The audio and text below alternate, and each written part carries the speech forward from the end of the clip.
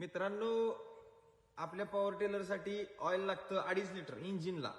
आणि ते साधारणतः तुम्हाला सांगतो 20 एकर कंप्लीट झाला की आपण ते ऑइल चेंज करायचं आहे. म्हणजेच 100 लिटर डिझेल जळालं की आपण चेंज करायचं आहे.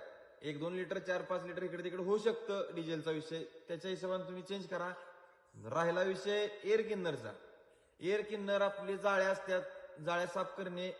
जरी खराब होत आले, जाळी तुकडं पडत असतील तर ती जाळी आपण नवीन टाकणे गरजेचं आहे. नसेल तर काय होतं, जाळीचा तुकडा हवेमार्फत इंजिन मध्ये जाऊन ब्लॉक पिस्टन डॅमेज होऊ शकतो.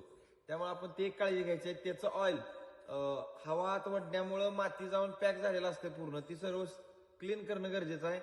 एअर किन्नर क्लीन राहिला तर मशीन फ्री चालतंय. आणि मशीन गरम होत असेल तर रेडिएटरला जी कचरा अडकलेला असतोय तो कचरा काढणं गरजेचं आहे. त्याच्यावर वेळेत पाणी वगैरे मारून साफ करणं गरजेचं आहे.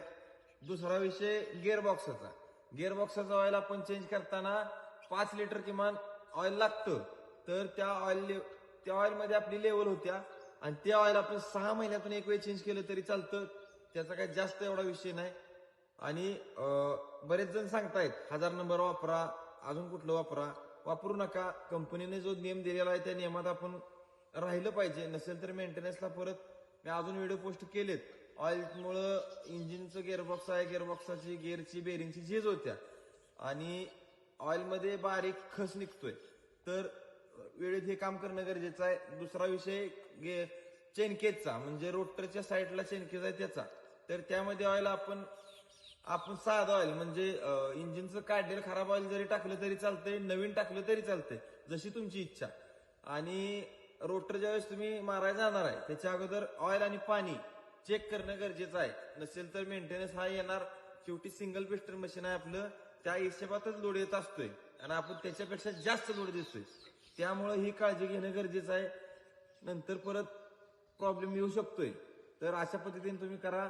आम्ही पण असंच करतोय. त्यामुळे आपण आतापर्यंत 10 वर्ष कंप्लीट होऊन गेली तरी अजून इंजिन काम निघालेलं नाही. तर तुम्ही अशा पद्धतीने करा. मी प्रॉपर माहिती तुम्हाला देत राहीन.